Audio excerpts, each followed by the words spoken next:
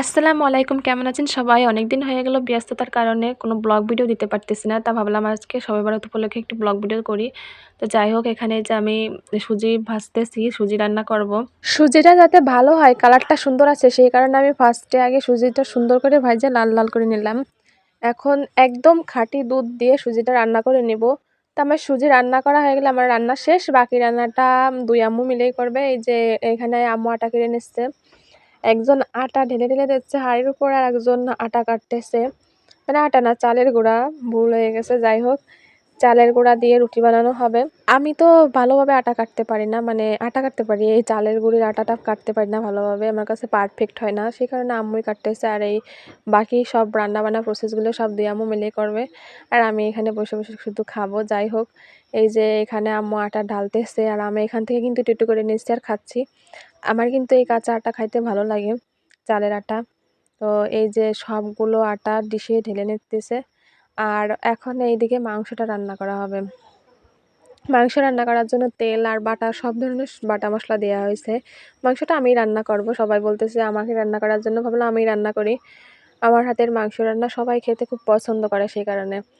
যাই হোক, সুন্দরভাবে মশলাটা কষায় নিয়ে মাংসগুলো দিয়ে দেবো। দিয়ে দিয়ে সুন্দরভাবে নাড়াচাড়া করব। আজকে কিন্তু আমাদের বাড়িতে অনেক মানুষ, আর দুদিন পরে থাকবে না। আসলে মানুষজন সবাই থাকলে, আত্মীয়স্বজন থাকলে খুব ভালো লাগে, বাড়ি আনন্দময় হয়ে ওঠে, খুবই ভালো লাগে। যাই হোক, এখানে যে আমি সুন্দরভাবে মাংসটা নাড়াচাড়া দিয়ে ঢাকে নেব। আর এখন মাংস রান্না করতে করতে এদিকে আমার আম্মু রুটি বানায় নেবে, দুই আম্মু মিলে রুটি বানায় নেবে। তো এই যে মাংসটা কষানো হয়ে গেছে, এখন এই যে মাংসটা আবার ঢেকে দেব।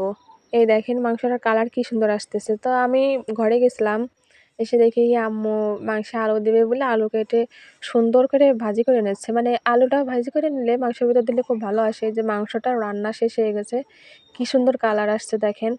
আমি এখন খাওয়া শুরু করে দিচ্ছি এখনই, মানে আমার আর ভালো লাগতেছে না, মনে হচ্ছে এখনই খাওয়া শুরু করে দিই। কারণ আমি তো কোনো কাজ করতেছি না, এখন দুজন মিলে করতেছে, আর আমি এখন বসে বসে খাবো, আমার কাজ শেষ।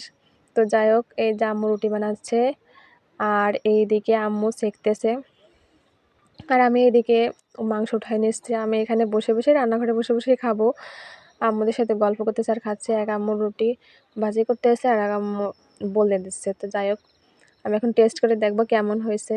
আমার রিভিউ আমিও দিচ্ছি, খুব সুন্দর হয়েছে। আর এই যে এদিকে আম্মু রুটি দিচ্ছে, আর আম্মু রুটি বলতেছে, দুইজন মিলে কাজ করতেছে।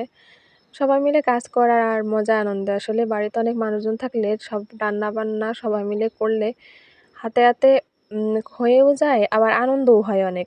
যাই হোক, আমি এখানে খাচ্ছি, খাওয়া দাওয়া শেষ করে ঘরে আসলাম, দেখি দুধের উপরে অনেক সর পড়ছে। আমি বোতলের মধ্যে এটা ভরতে পারতেছি না, তা ভাবলাম যে আমি এই সরটা এখন আমি খেয়ে ফেলাই দিই। যাই হোক, আজকের ভিডিওটা এই পর্যন্ত, সবাই ভালো থাকবেন।